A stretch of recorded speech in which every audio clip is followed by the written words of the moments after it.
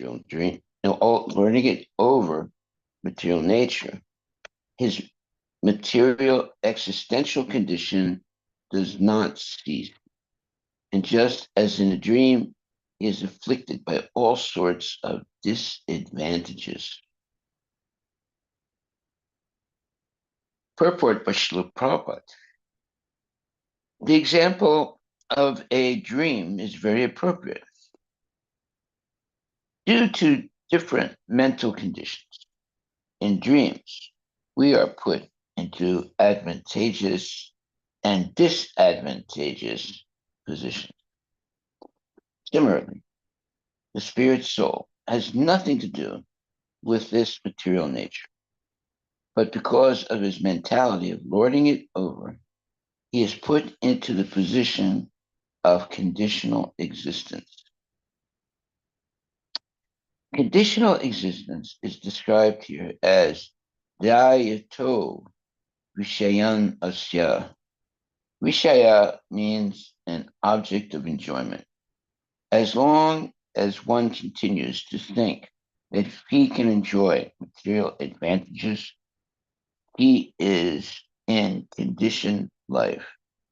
But as soon as he comes to his senses, he develops the knowledge that he is not the enjoyer, for the only enjoyer is the Supreme Personality of Godhead, as confirmed in Bhagavad Gita 5:29.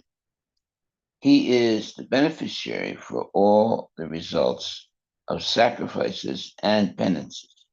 Bhoktaram Yajatapasam. And he is the proprietor of all the three worlds, Sarvaloka Maheshwara. He is the actual friend of all living entities. But instead of leaving proprietorship, enjoyment, and the actual position as the friend of all living entities to the Supreme Personality of Godhead, we claim that we are the proprietors, the enjoyers, and the friends. We perform philanthropic work, thinking that we are the friends of human society. Someone may proclaim himself to be a very good national worker, the best friend of the people of the country. But actually, he cannot be the greatest friend of everyone. The only friend is Krishna. One should try to raise the consciousness of the conditioned soul to the platform of understanding that Krishna is his actual friend. If one makes friendship with Krishna, one will never be cheated, and he will get all help needed. Arousing this consciousness of the conditioned soul is the greatest service, not posing oneself as a great friend of another living entity. The power of friendship is limited. Although one claims to be a friend, he cannot be a friend unlimitedly. There are an unlimited number of living entities, and our resources are limited. Therefore, we cannot be of any real benefit to the people in general. The best service to the people in general is to awaken them in Krishna consciousness so that they may know that the supreme enjoyer, the supreme proprietor, and the supreme friend is Krishna. Then this illusory dream of lording it over material nature will vanish. Srila Prabhupada Ki Jai. Well, you see, these verses that we're reading in this part of the Srimad Srimad Bhagavatam are very, let's say, pertinent to what's happening today. Mm-hmm. What's happening today is there are these very powerful, let's say, leaders who resort to controlling people by not everyone, but whoever they think is an enemy by torturing them and they have these uh, uh, torture places where people are subjected to terrible conditions. And all this in order to be the controller. So there are different ways of controlling people, of course, but the best way would be through devotional service. Now, when you say controlling people, what do we mean?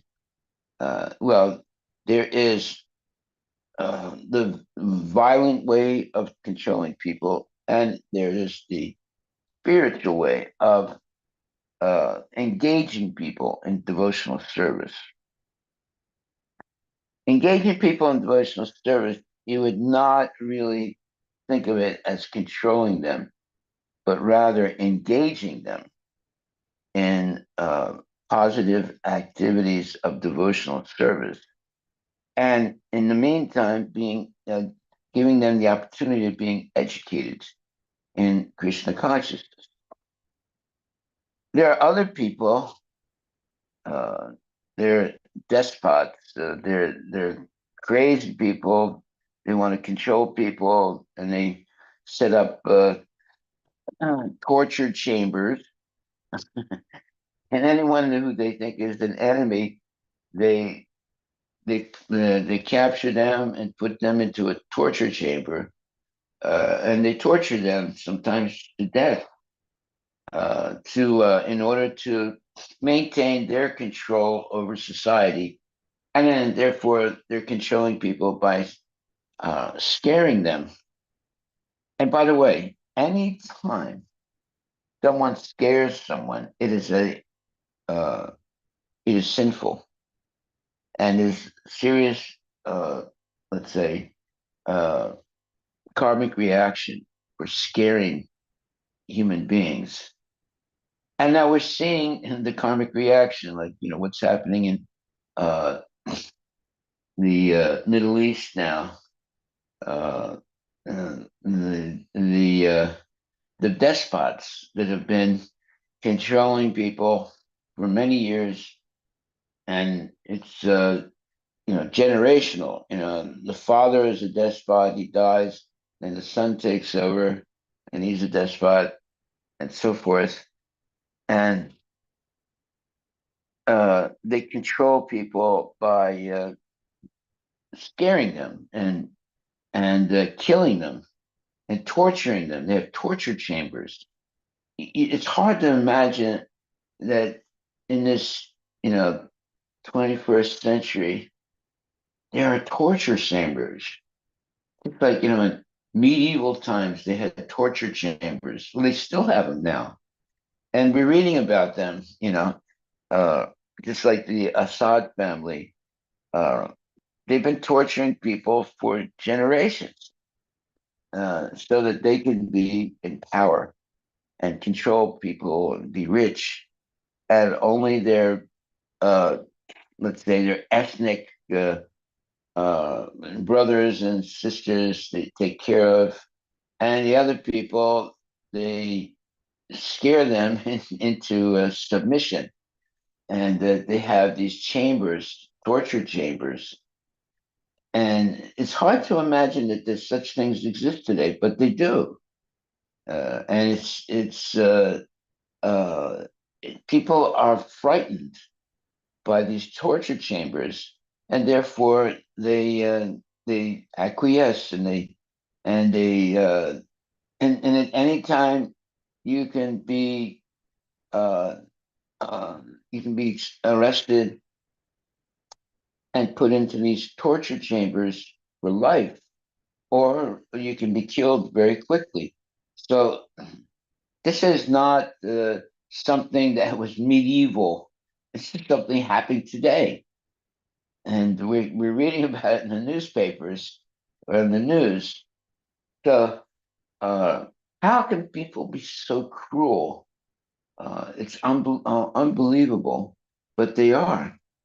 And has humanity actually made advances? Well, you can say, yeah, well, humanity has made advances. They make tunnels and bridges, and they have nice cars, and they have so many gadgets, and but yet that barbaric behavior has not changed.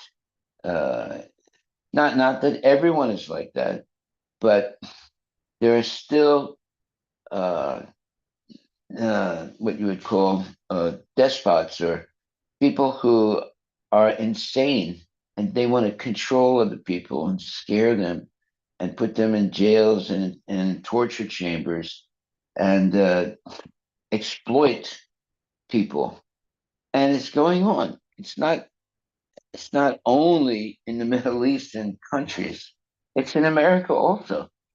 Uh, so, not this has been going on.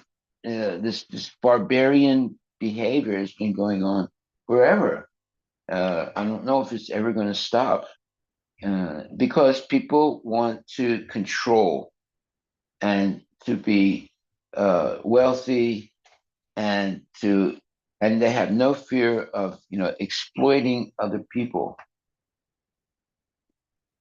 So it's hard to believe, but it's a fact. So it's not only, African countries. No, it's in more, you would say, European type of people who are engaged even today in having torture chambers and scaring the heck out of people and torturing them, all in the name of control and wealth and uh, wanting to be famous and so forth. Okay, so uh, and you and then committing genocide, like for example, definitely the Israelis have committed genocide against uh, their name. Anyway, they have committed. Palestinians. Huh? Palestinians. Yeah, the Palestinians. Then definitely ethnic uh, cleansing and genocide, and they're getting away with it. And the United States is giving them the weapons to keep doing it to them, to the Palestinians. Okay, so it's not only the Israelis, there are others. Uh, it can be done on a individual level or in the level of a country where people are being put in jail and tortured and killed, uh, and they have torture chambers. So what we need to do is not to ignore this type of things that are happening, but be very cognizant that we're very fortunate if we live in a country where there is the principle of living according to spiritual principles. So it doesn't have to be a what you would call a whole country, but just like in Krishna consciousness, the devotees in Krishna consciousness, do they commit murders and do they make people tortured and things like that? No, not at all. Why? Because we've been trained by Srila Prabhupada to control our senses and to have respect for other people and also to have self-respect by engaging in devotional service for Krishna and not wanting to be the controller, rather to be the servant. As soon as one wants to be the controller, they commit crimes against humanity. but if one wants to be the servant, then they are doing good things in society and they respect other people's right to live. Unfortunately, now they have these, uh, despots or you know, big, big controllers that have an army, and they actually have torture chambers. It's hard to believe in the 21st century there are torture chambers, and people are being killed. Thousands, sometimes thousands of people are being killed. Uh, and some people have the power. Like, for example, if you go back in the history, the concept of having a torture chamber was there since a very, very long time, where people are taken and tortured, and they're scared and they suffer, and eventually they're killed. So you might think, well, that's something you've seen in movies, or that's something that was happening before. No, it's happening now.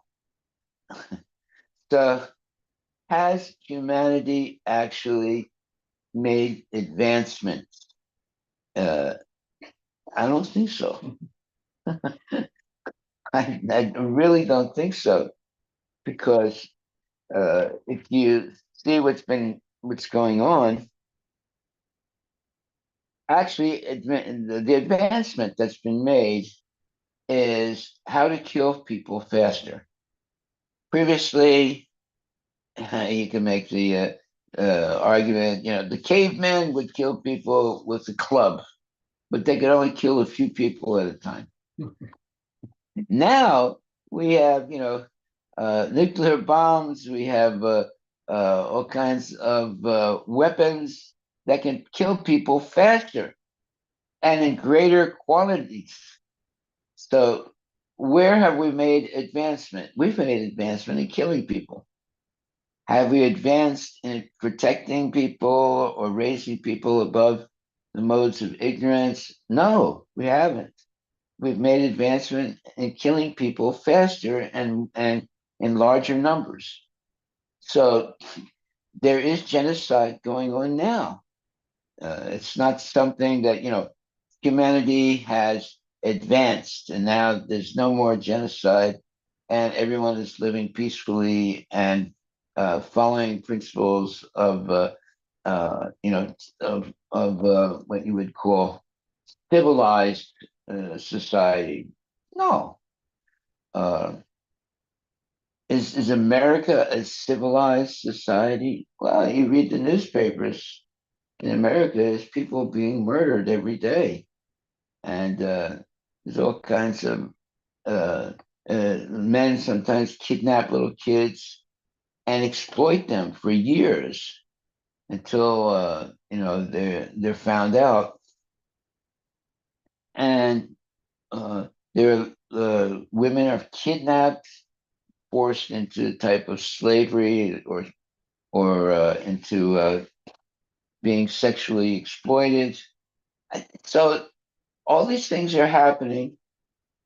So how can we say that humanity is actually advanced and has become civilized?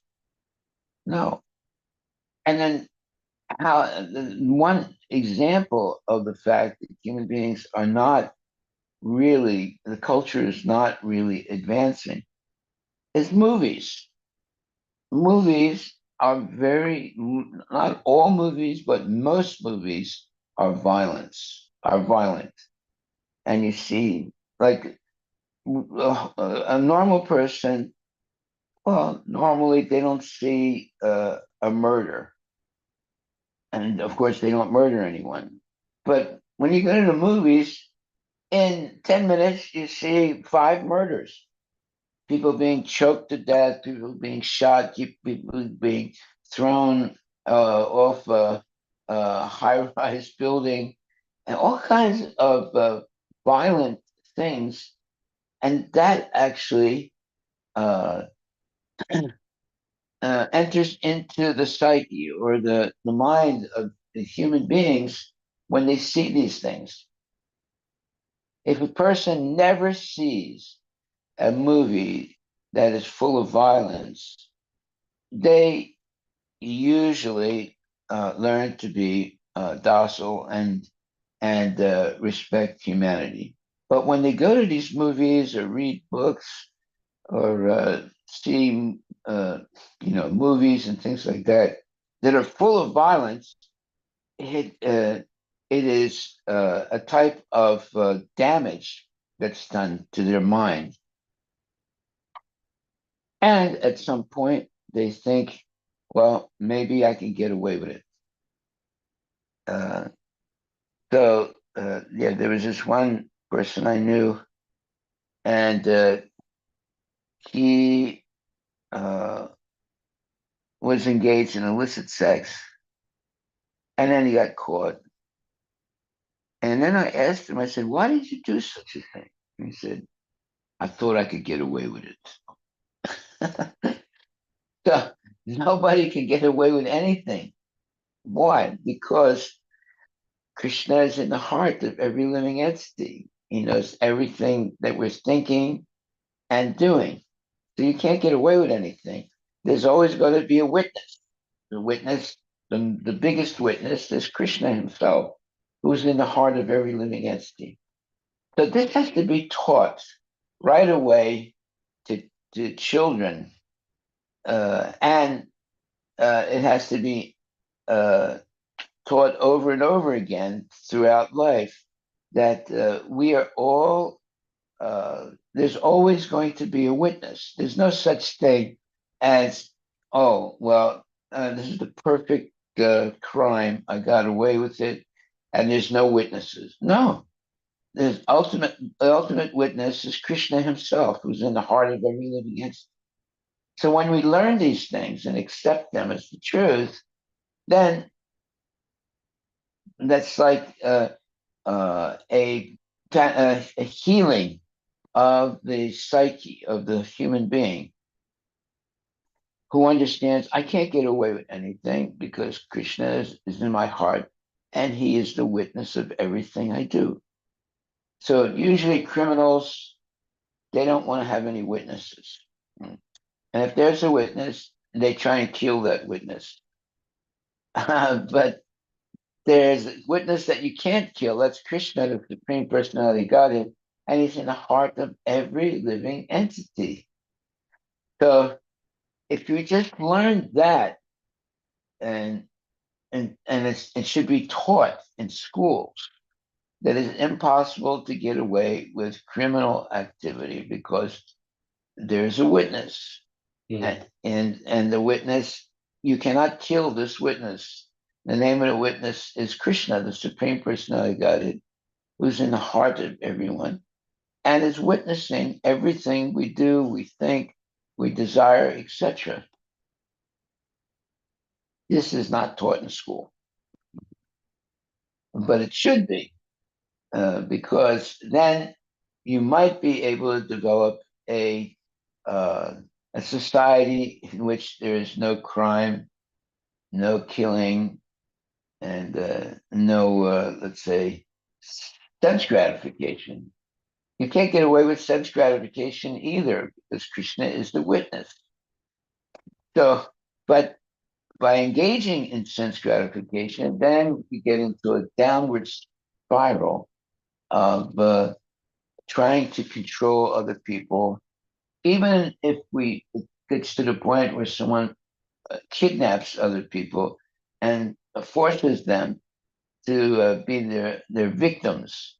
So the whole idea of victimization is control, and some people they'll kidnap a child or they kidnap a woman and keep them uh, tied up in the cellar or something like that, and they abuse them and so forth.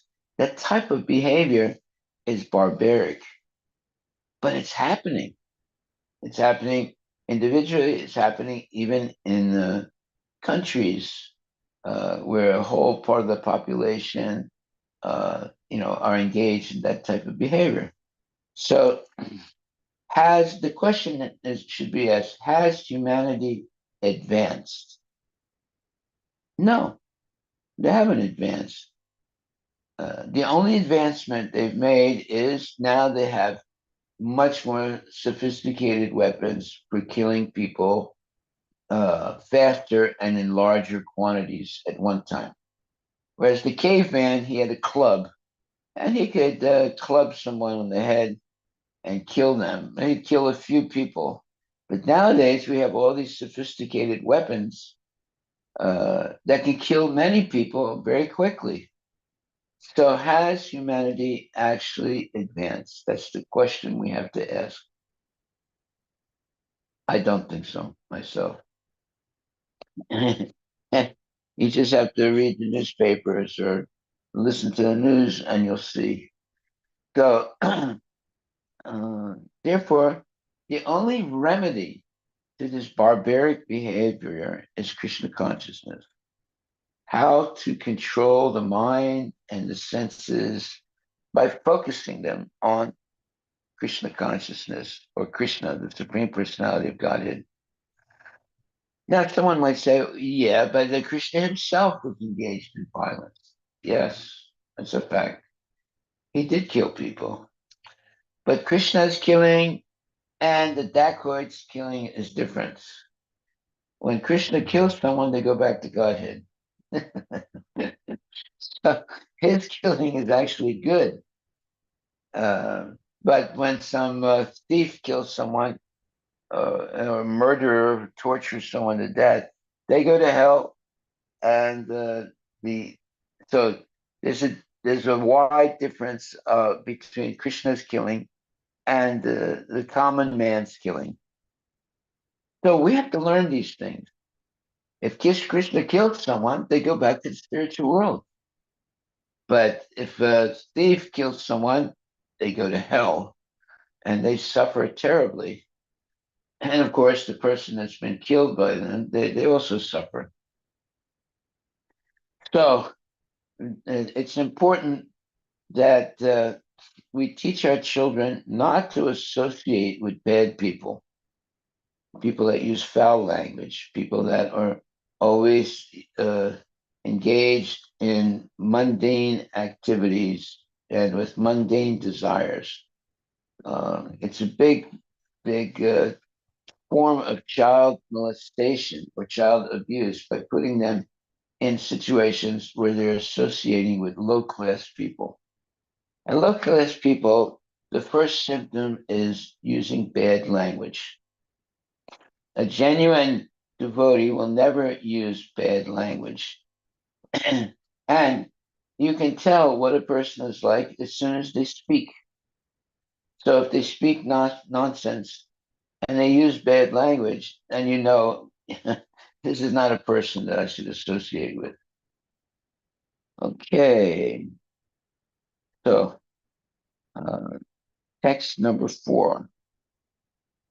What is that? The one we were on? Yes. Yeah. Actually, a living entity is transcendental to material existence. But because of his mentality of lording it over material nature, his material existential condition does not cease. And just as in a dream, he is affected by all sorts of disadvantages. Purport. The example of a dream is very appropriate. Due to different mental conditions, in dreams we are put into advantageous and disadvantageous positions. Similarly, the spirit soul has nothing to do with this material nature, but because of his mentality of lording it over, he is put into the position of conditional existence. Conditional existence is described here as Dayato Vishayan Asya. Vishaya means an object of enjoyment. As long as one continues to think that he can enjoy material advantages, he is in conditioned life. But as soon as he comes to his senses, he develops the knowledge that he is not the enjoyer, for the only enjoyer is the Supreme Personality of Godhead. As confirmed in Bhagavad Gita 5:29, he is the beneficiary for all the results of sacrifices and penances. Bhuktaram Yagyatapasam. And he is the proprietor of all the three worlds, Sarvaloka Maheshwaram. He is the actual friend of all living entities. But instead of leaving proprietorship, enjoyment, and the actual position as the friend of all living entities to the Supreme Personality of Godhead, we claim that we are the proprietors, the enjoyers, and the friends. We perform philanthropic work thinking that we are the friends of human society. Someone may proclaim himself to be a very good national worker, the best friend of the people and of the country, but actually he cannot be the greatest friend of everyone. The only friend is Krishna. One should try to raise the consciousness of the conditioned soul to the platform of understanding that Krishna is the actual friend.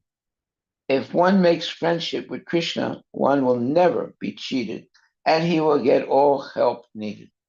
Arousing this consciousness of the conditioned soul is the greatest service, not posing oneself as a great friend of another living entity. The power of friendship is limited. Although one claims to be a friend, he cannot be a friend unlimitedly.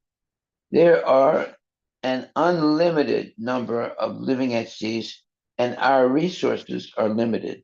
Therefore, we cannot be of any real benefit to the people in general.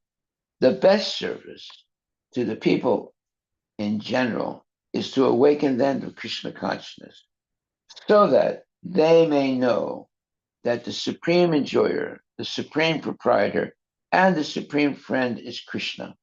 Then this illusory dream of lording it over material nature will vanish. Now, this is a very profound purport by Srila Prabhupada. Now, what does a person do who's trying to be elected to be, let's say, president of the United States or uh, some kind of elected person? They make promises. They promise that, oh, if you vote for me, your life will be better, and I'll do this and I'll do that. And I'll put uh, a chicken on your plate every Sunday, and a car in your garage, and this and that, right? They make so many promises that what they're going to do if you vote for them.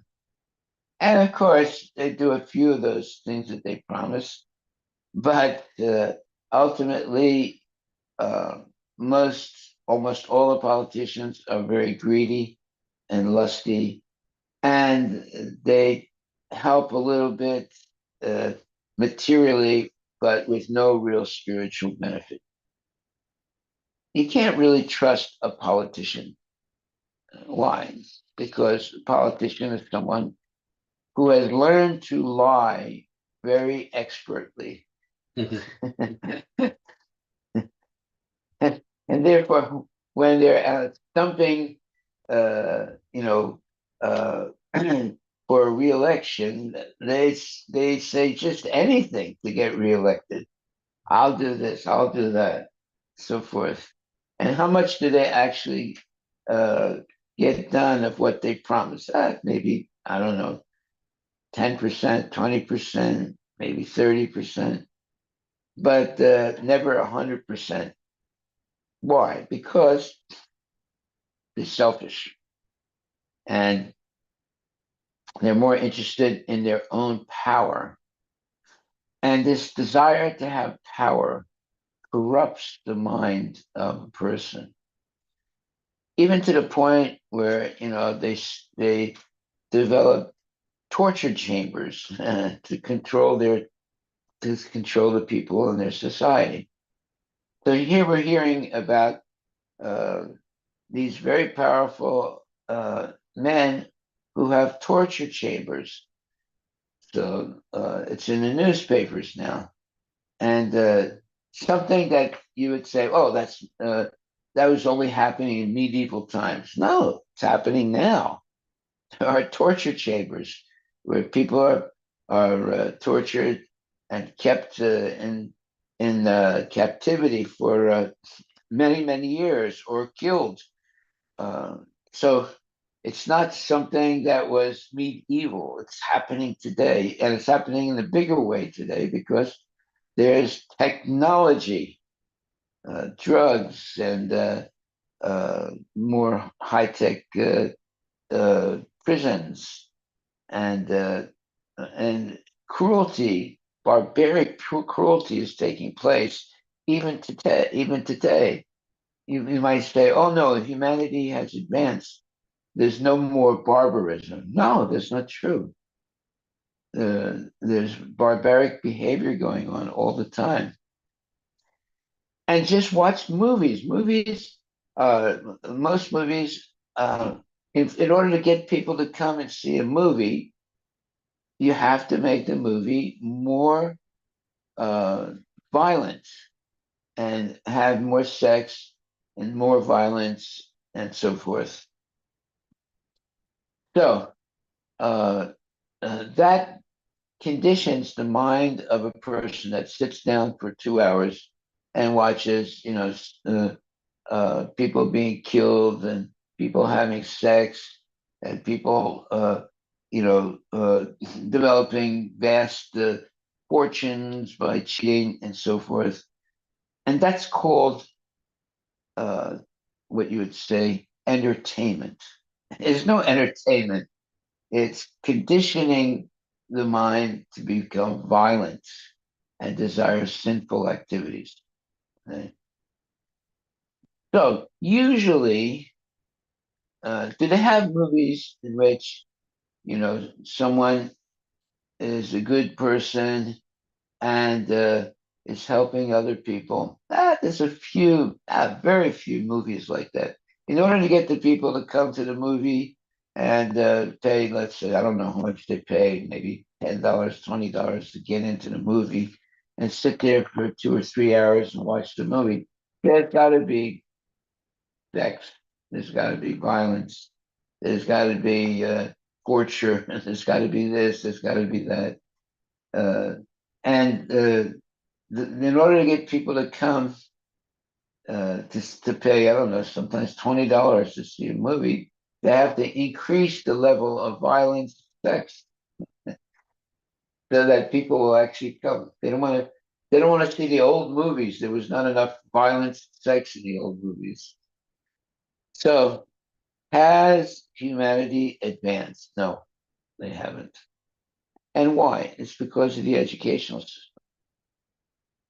Now, are they teaching uh, children to kill other children? Are they teaching children to engage in illicit sex at school? No, they're not doing that. But the movie makers are doing that. The big moguls who make millions of dollars making movies, and these movies that are more and more violent and more sexual, and that and they have or they give uh, a warning, warning, not for children, right? So that way more people come to see the movie. Yeah. Okay, so And then the video games. oh yeah, video games. Oh my God, they're the worst. And parents buy those video games, and what is it called that box that Xbox.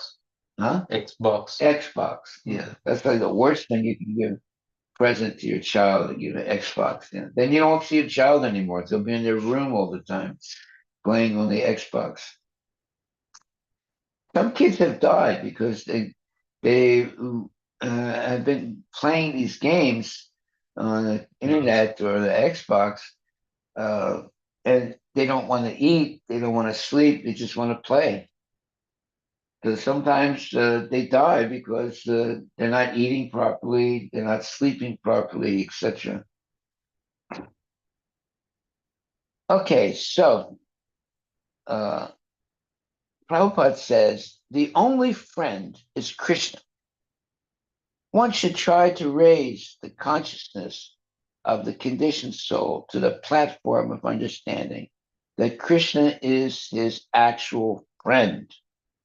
If one makes friendship with Krishna, one will never be cheated, and he will get all help needed. Arousing this consciousness of the conditioned soul is the greatest service, not posing oneself as a great friend of another living entity. The power of friendship is limited. Although one claims to be a friend, he cannot be a friend unlimitedly. There are an unlimited number of living entities, and our resources are limited. Therefore, we cannot be of any real benefit to the people in general. The best service to the people in general is to awaken them to Krishna consciousness so that they may know that the supreme enjoyer, the supreme proprietor, and the supreme friend is Krishna. Then the illusory dream of lording it over material nature will vanish. Wow, Prabhupada's purports are amazing. Mhm. Yes, because there's controlling people, there's torturing people, all in the name of advancing, in society. There's no advance in society. There's what you would call, they're going in the opposite direction. They're becoming more barbaric, not more uh, advanced spiritually. And it's all in the name of sense gratification and false ego. So therefore, Prabhupada says, uh, someone may proclaim himself to be a very good national worker, the best friend of the people and of the country. But actually, he cannot be the greatest friend of everyone. The only friend is Krishna. One should try to raise the consciousness of the conditioned soul to the platform of understanding that Krishna is his actual friend. If one makes friendship with Krishna, one will never be cheated and he will get all help needed. That's almost poetry. One will never be cheated and he will get all help needed. Arousing this consciousness of the conditioned soul is the greatest service, not posing oneself as a great friend of another living entity. The power of friendship is limited. And now, who writes like this? I don't know. I've never read anything like this before. The power of friendship is limited. Although one claims to be a friend, he cannot be a friend unlimitedly. There are an unlimited number of living entities, and our resources are limited. Therefore, we cannot be of any real benefit to the people in general. The best service to the people in general is to awaken them to Krishna consciousness so that they may know that the supreme enjoyer, the supreme proprietor, and the supreme friend is Krishna. Then this illusory dream of lording it over material nature will vanish. This is wonderful statements by Prabhupada. What does a politician do? Well, he says, well, if you vote for me, then you'll get this and you'll get that, and you will be given this advantage and that advantage. So he's making a lot of promises. And people think, oh, well, I should vote for this person because I'll get more if I vote for this person. So the whole thing is greed. which politician is going to give more freebies than the other politician. So those freebies are enticements, So usually when the politician is stumping on his speeches around the country, he's making promises. If you vote for me, you'll get this, you'll get that, and whoever promises the most, that's the one that gets elected. So it's all based on this phony idea that the politician will make life better. But actually, politicians are all very greedy people. So, yeah, he can make life better, but for himself and for his family, not for society. Just like, if you look at the speeches of Hitler, he hypnotized people. He was such a great speaker. He hypnotized people and gave them such false concepts of we are the supreme uh, race, and you will get this, you will get that. And what did they get? They got death and destruction. The destruction of Germany was, outstanding. It was unbelievable how much the Allies, destroyed Germany. But yet, in World War One, after World War One, they didn't help the destruction of Germany, and that's what led to the rise of the Nazis, because the British were so mean to the conquered, state of Germany that the people were suffering, and that gave rise to the Nazis. So after World War II, you had the Americans.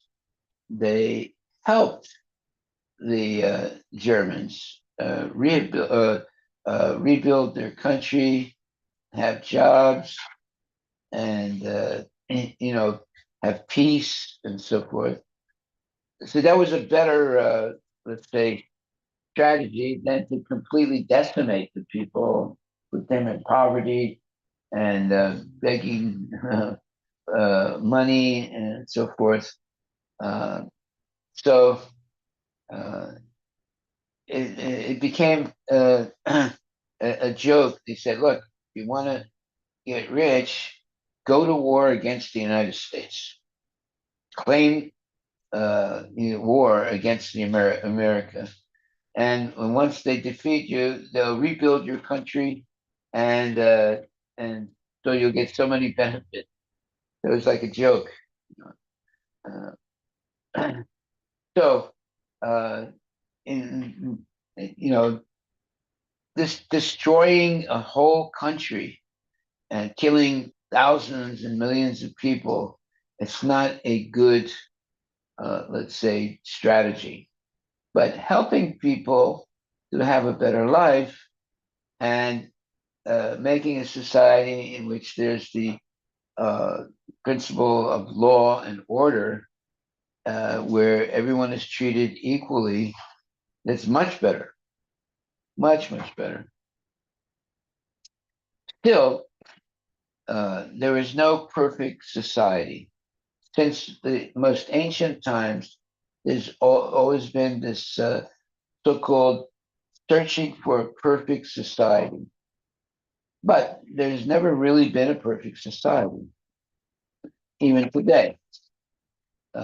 So you have communism, you have socialism, you have capitalism, you have all different promises of a perfect society, and none of them are perfect. However, uh, you can decide to become Krishna conscious and actually follow the rules and regulations of Krishna consciousness, then you could make let's say, a small uh, culture of uh, let's say, sinless society. and where people are treated equally, and there is spiritual education, and people learn that there's God, and one must follow the rules and regulations, not only of society, but also the rules and regulations that God has given us.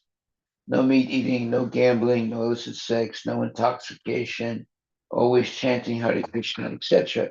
So there are two sets of laws. There are social laws of mundane society, and there are the laws of God. A civilized person has to follow both. If you only follow the social laws, it doesn't mean that you become actually a, let's say, advanced person in spiritual knowledge. But if you follow both laws, the laws of mundane society and the laws of spiritual life, then you become a much better person. Most people only try and follow the laws of society, and or if they follow the laws of spirituality, it's usually for sense gratification rather than purification. Right? So that also is not good. You might look like a good person, you might act like a good person, but underneath everything, it's still have lust, anger, and greed. The best thing is to completely surrender to the lotus feet of Krishna with the help of bona fide devotees. So, the idea of surrendering, most people think, oh, if I surrender, then I won't be free. But actually, it depends who you surrender to. If you surrender to Krishna, then you become free of lust, anger, greed, and the repeated birth, death, old age, and disease. Uh, so there is, you have to decide who you want to surrender to. You're going to surrender to someone or something. There's no way that you can go through life without surrendering. But when you surrender to Krishna, you actually become free. And that seems to be a an oxymoron. How can you become free if you surrender? Well, if you surrender to the right person, the devotee or the spiritual master, yeah, you become free, free of all bad behavior and free of bad thoughts and desires, and free of sense gratification. So by surrendering to the spiritual master, you actually become free. You actually get freedom. But surrendering to your whimsical thoughts and desires, you become a victim. You victimize yourself and you victimize others. So this whole concept of surrender, uh, if we think, no, I don't surrender to anyone, no master, no God for me, I'm an independent person. Anyone who says that or believes that becomes more entangled in material nature and less free. They become more and more entangled. The real freedom comes when you surrender to Krishna, and now you're able to control your senses. You're not trying to control people, you're trying to control your senses and mind. So now you become free of mundane life and you engage in spiritual life. So, this whole concept of surrender, uh, you have to know who to surrender to.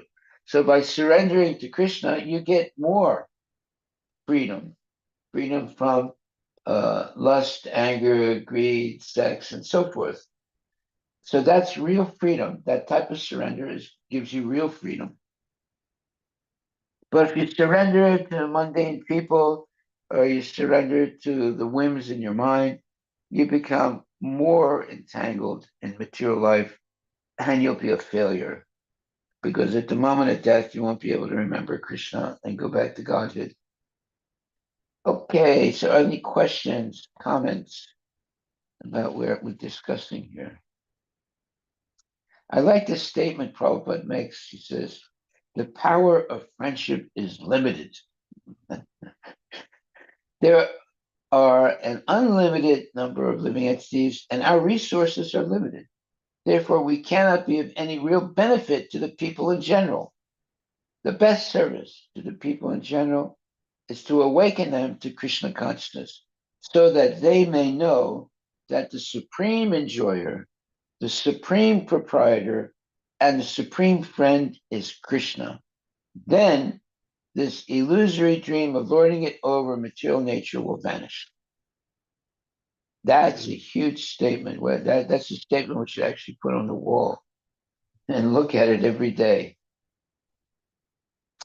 And Prabhupada's talking about the best service to the people in general is to awaken them to Krishna consciousness so that they may know that the supreme enjoyer, the supreme proprietor, and the supreme friend is Krishna. Then this illusory dream of lording it over material nature will vanish. That's the problem. We develop this illusory dream of lording it over material nature. All glories to Srila Prabhupada Ki Jai. No one can write like Prabhupada. Yeah, because he's seeing exactly what is what. So Maharaj, there was one conversation, some new people that we were giving class to. So one of them is obviously attracted to Krishna consciousness. They do have a pet. It's relevant to some of this. You mean they have a dog? They have a dog. Okay. And what should they do if they have a dog? And like, can they still continue? I mean, obviously, the wife has attachment to the dog. To the dog. Yeah. I mean, even though they both are aligned to, start getting into this journey somewhat seriously, but they don't know what to do and how to deal with that. So, what is the right advice there?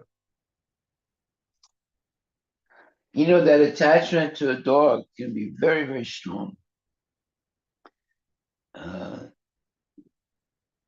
See, when you're lonely, you get a dog.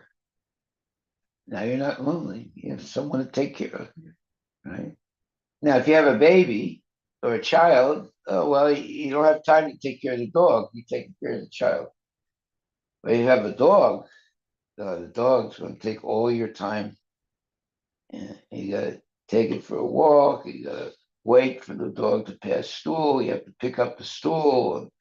And, there's so many things you have to do when you have a dog. Dogs get sick. You got to take them to the dog doctor. And sometimes dogs run away. You got to find them. So this dog business is not very good. Normally in India, previously they would never let the dog in their house. They definitely wouldn't have a dog as a pet. Nowadays, Indians have dogs as pets. I know so many years ago I saw a very let's say a wealthy guy walking down the street with a dog. I couldn't believe it. But now it's a normal thing. The Indians have dogs, you know. And the kind of dogs they have are the same dogs that are outside, the wild dogs. But now, the richer people, now they bring in the, Western dogs. Yeah, so, as soon as you have a dog, there's a lot of responsibility. You have to feed the dog, you have to clean the dog, give it baths, or take the dog to be manicured and they have these dog salons now where they manicure the dog, they wash the dog, they do this and they do that, and it's expensive. Right? I know one lady; she spent $4,000 because her dog was sick and they had to do an operation. And she paid $4,000 for the operation. But let's say the money is not a problem to them, and obviously they're attached to the dog, so they're compassionate by taking care of the dog. Like in what way is it okay for them to keep the dog if they're able to afford, if they're able to, those are not the issues for them, while continuing to be a devotee? That's the question. No, if you have a dog, with all the things you have to do with the dog, the dog will lick your face, the dog will even sleep in the same bed like that, that companionship. Uh, the danger is that the moment of death, you'll think of the dog and not of Krishna. Hmm. The attachment, the Yeah, Bharata Muni. you develop a strong attachment to a dog, you know. And when the dog hasn't seen you for some time, and then they see you, they come running, they jump up and down, and they're trying to lick you, and you think, the dog loves me. But when the dog is licking you, the dog is thinking, one day I will eat you. They think the licking of the dog is a sign of love, but actually, he's just getting the taste of your flesh, and one day he'll eat you. And it's happened. Sometimes uh, husband or wife will leave the baby alone with the dog in the house. And when they come back, they see that the baby is dead. The dog bit or ate the baby. Because dog is, after all, it's an animal, right? And animals are carnivores, right? And baby meat uh, is it the what was called delectable food for a carnivore. So we should never forget that dogs are carnivores. They're meat eaters. So having a dog, you're going to have to. I mean, some people say, "Well, I don't give them meat. I only give them this or that." But eventually, they do give them some meat. Because the dog won't be healthy if they never get meat. So we have to be very careful not to make these mistakes. Dogs do very well in outside. You know, they know how to fend for themselves. They learn that. Uh, so we should not have a dog, especially not to have a dog in the house. And anybody who has a dog in the house, they get used to the smell of the dog. But if you're not, if you don't have a dog, if you don't have a dog yourself, and you go visit this person who has a dog, immediately you smell the dog. But the people, they don't smell the dog anymore, you know. But the smell of the dog is there. It takes over the house. You know? And you spend a lot of time, taking care of the dog. And then if the dog gets sick, sometimes people spend four, five, six, $7,000 to heal the dog. And sometimes they have the dog doctors that perform surgeries on the dog, and they charge big bucks for it. And then you have the dog salons where you go and they make the dog look prettier, bathe the dog, cut the nails of the dog, and all kinds of things that they do. And it's a big business. It is a big business, the dog salon. And Maharaj, once the In dog, fact, people take more care of a dog than a human being. Good. Maharaj, once the dog is dying, then people get into that like not depression, but more on sad side of their because now dog is leaving. So like one of my neighbor, I think his pet was dying, so due to some disease. So they were very upset for Yeah, yeah, definitely. because of the attachment. Yeah. Dogs are very popular in America. And some dogs are very expensive. They get these little miniature dogs. They're expensive. And they're pretty nasty also, they're always barking at you. That's why I don't like dogs, because they start barking all the time. Yeah. Okay. Yeah. Yeah. Just ask for some references of Prabhupada regarding pets or dogs on our chat GPT database. So here it said Srila Prabhupada did not directly advocate owning pets as part of devotional life, as attachment to animals like dogs can sometimes distract from spiritual progress. However, his teachings also emphasize kindness and responsibility. If a devotee has taken care of a dog, they should treat it compassionately, fulfilling their duty while striving to reduce unnecessary attachments. In his discussions, Srila Prabhupada often highlighted that a devotee's life should focus on Krishna consciousness and that all relationships and activities should support this ultimate goal. For instance, Prabhupada once referenced Chanakya Pandit's observation about dogs, appreciating their loyalty and contentment, but encouraged devotees to redirect such qualities towards Krishna, becoming Krishna's dog in the sense of faithfulness and devotional service.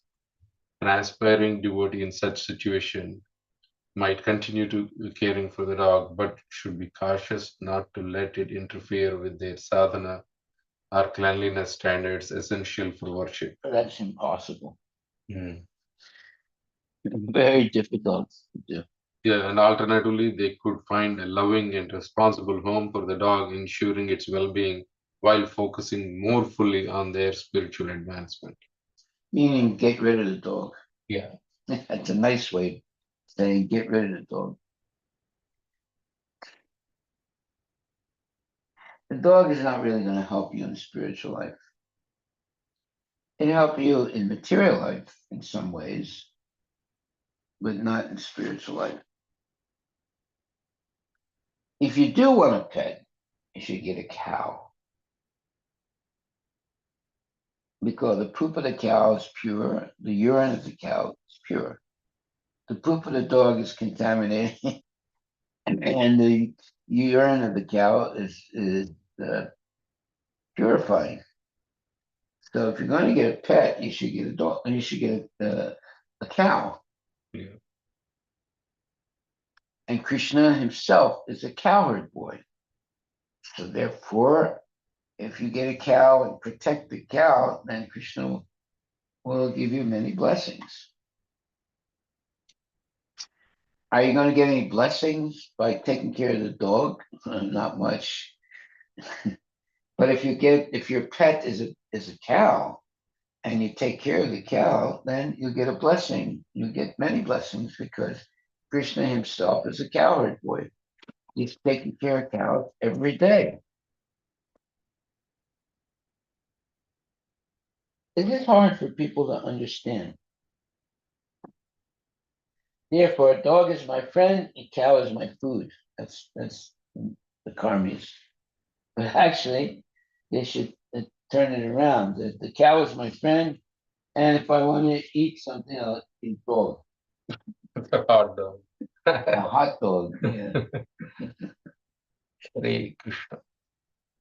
So it's time. So, any other questions or comments online?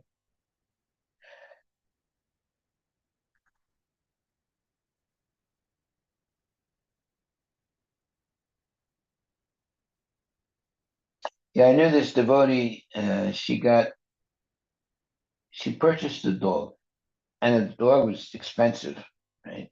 Mm-hmm. And it's already trained. So, and then she became very attached to the dog. She was with the dog all the time in the house and outside and always talking about the dog. And she's a devotee, initiated her. So I told her, I said, look, I mean, these dogs, at the most, they can live 20 years. So how old is your dog? She said, I think he's 12 years old. I said, okay. Well, when the dog dies, don't get another dog. Because I can tell you for sure, if you keep that dog to the last moment of your life, you're going to be thinking of the dog instead of Krishna. Because your whole time and your whole, let's say, friendship with the dog, it enters into your mind. Yeah, the distraction from devotion service. Huge distraction. You got to take the dog for a walk every day. Yeah, I mean, one is the physical aspect, but the emotional attachment to the dog It's very strong. Yeah, rather that's what Prabhupada said. Like we should rather become Krishna's dog. Means like our attachment should be directed towards Krishna. Krishna. But if you really want a pet, you should get a cow.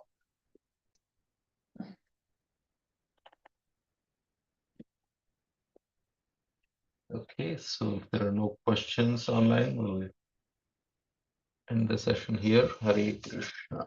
Oh, Krishna. Hare Krishna. Hare Krishna.